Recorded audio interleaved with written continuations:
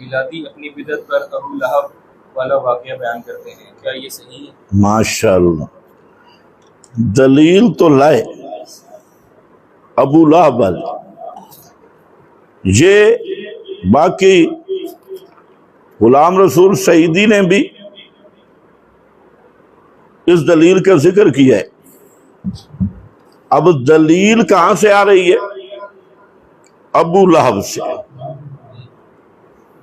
ماشاءاللہ، صدقے عاشقو، دلیل کہاں سے لائی؟ ابو لہب کی۔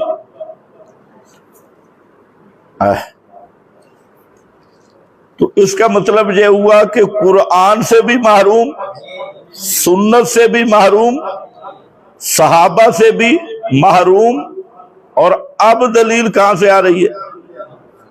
اور ابو لہب کا انجام کیا ہوا تھا یہ پتہ ہے؟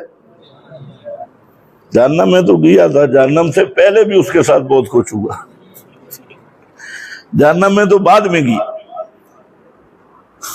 اب یہ ایک روایت ہے جس سے ان کو دھوکہ لگا۔ امام بخاری رحمت اللہ علیہ وہ کتاب الرضا میں لائے۔ اصل مسئلہ اور چل رہا ہے، رضائی رشتوں کی بات کر رہے ہیں امام بخاری رحمہ اللہ، اور ضمناً عروہ کا قول ذکر کیا۔ عروہ کا قول کہ وہ کہتے ہیں کہ کسی بزرگ نے ابو لہب کو خواب میں دیکھا۔ کس میں دیکھا؟ خواب میں دیکھا، اور بڑی بری حالت تھی۔ تو اس نے کہا سنا بھائی بزرگا کیا حال ہے؟ تو ابو لہب نے کہا کہ ویسے تو بڑا ماڑا حال ہے، برا حال ہے، لیکن سوموار والے دن میری انگلیوں کے درمیان سے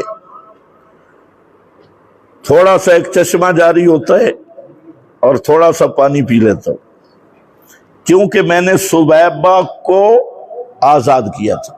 اب بات سمجھنے والی ہے، مولویوں کی جرت پہ بھی قربان کہ یہ روایت موصول مسند نہیں، یہ کیا ہے؟ مرسل، اور ہے عروہ کا قول۔ ایک بات۔ دوسری بات یہ ہے کہ وہ بھی کیا ہے کہ ابو لہب خواب میں ملا ہے۔ خواب میں ابو لہب اگر زندہ بات کرے تو اس کی بات حجت بنے گی؟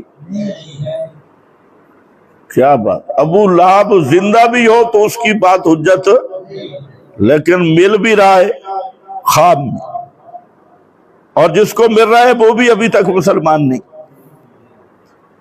اور خواب میں کہتا ہے کہ انگلی سے پانی نکلتا ہے۔ اور وہ جو سویبہ لونڈی ہے اس کے بارے میں دو قول ہیں فتح الباری میں، اور حضرات نے لکھا ہے کہ وہ ہجرت سے پہلے ابو لہب نے آزاد کی تھی، ہجرت سے پہلے۔ لیکن سوال ہے کہ ابو لہب ہر سال جلوس نکالا کرتا تھا، جشن میلاد ہر سال مناتا تھا؟ نہیں۔ تو اب ان مولویوں کا اصل میں ایمان بالقرآن ہے ہی نہیں۔ قرآن کیا کہتا ہے؟ تبت یدا ابی لہب ما اغنا عنہ مالہ وما کسب، سری نص سے کہ ابو لہب کے دونوں ہاتھوں پہ خدا کی لعنت، جو اس نے کسب کیا کوئی کام، ما اغنا عنہ مالہ وما کسب، اس میلادی کے خلاف پوری صورت آئی ہے تبت یدا ابی لہب۔ تو اب جب قرآن کہہ رہا ہے اس کا کوئی مال بھی کام نہیں آیا، ابو لہب خواب میں آ کے کہہ رہا ہے کہ میلاد کی خوشی کام آ گئی ہے۔ اب ابو لہب کا خواب مانیں گے یا قرآن مانیں گے؟ لیکن واہ حلوہ، کئیوں کا ایمان برباد کیا، اور اس حلوے نے ایسا برباد کیا، اور چاولوں نے اور پیٹو ملا نے کہ ابو لہب کے خواب پہ اعتماد کر لیا اور اللہ کے قرآن پہ ایمان نہیں لائے۔ سمجھ گئے میری بات؟ کافر کا کوئی عمل قابل قبول ہو، حابطت اعمالہم، سب کچھ برباد ہے۔